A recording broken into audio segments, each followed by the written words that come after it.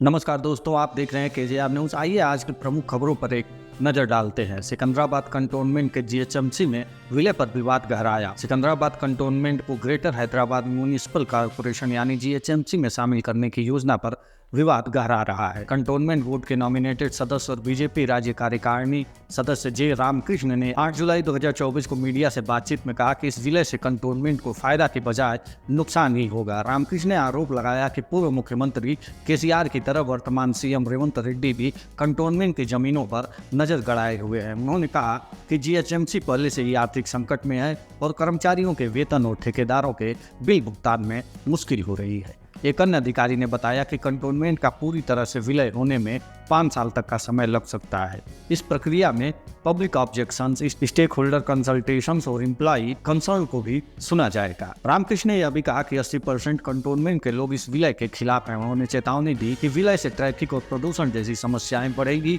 और बुनियादी सुविधाओं का दबाव बढ़ जाएगा। वही दूसरी खबर है, जगन की अवैध संपत्ति मामले में निमगड्डा प्रसाद को झटका। आंध्र प्रदेश के सीएम जगन मोहन रेड्डी की कथित और अवैध संपत्ति से जुड़े वानपिक केस में एक अहम घटनाक्रम हुआ है। इस मामले में आरोपी निमगड्डा प्रसाद की रिक्वेस्ट पिटीशन को तेलंगाना हाई कोर्ट ने 8 जुलाई 2024 को खारिज कर दिया है। प्रसाद ने 2021 में अपने खिलाफ सीबीआई की जांच को रद्द करने की मांग की थी, लेकिन जस्टिस के लक्ष्मण की अध्यक्षता वाली बेंच ने कहा कि इस मामले में प्रसाद की भूमिका पर गंभीर आरोप है। सीबीआई का आरोप है कि प्रसाद ने जगन की कंपनियों में 850 करोड़ रुपए का निवेश किया था, जो वास्तव में क्विड प्रो क्यू था। यह निवेश 2008 में वाडारेवू, निजामपट्टनम पोर्ट और इंडस्ट्रियल कॉरिडोर प्रोजेक्ट के लिए किया गया था। वही दूसरी खबर है, मुलुगु जिले में मंत्री सीतक्का का दौरा। तेलंगाना के पंचायत राज और रूरल डेवलपमेंट मंत्री सीतक्का आज 9 जुलाई 2024 को मुलुगु जिले का दौरा करेंगी। वो कलेक्ट्रेट में महिला शक्ति कैंटीन का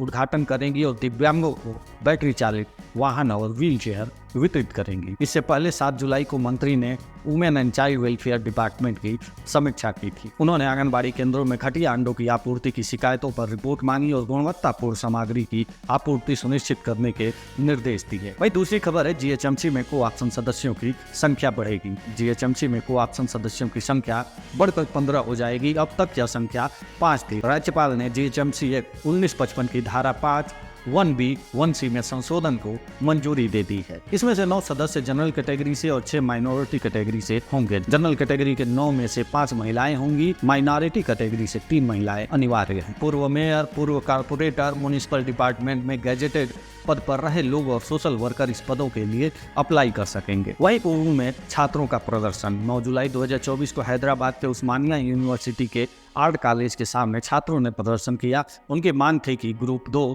के पदों की संख्या बढ़ाई जाए, डीएससी को पोस्टपोन किया जाए और मेगा डीएससी की घोषणा की जाए। छात्रों का आरोप था कि स्टेट गवर्नमेंट रोजगार नहीं दे रही है और कुछ नोटिफिकेशन से हाथ झाड़ रही है। उन्होंने चेतावनी दी कि अगर सरकार ने जवाब नहीं दिया तो वे अपना आंदोलन तेज करेंगे। वही अगली खबर है, माओवादी नेता हुसैन की गिरफ्तारी। तेलंगाना पुलिस ने 8 जुलाई 2024 को माओवादी पार्टी की सेंट्रल कमेटी के पूर्व सदस्य मोहम्मद हुसैन उर्फ सुधाकर उर्फ रामकांत को गिरफ्तार किया है।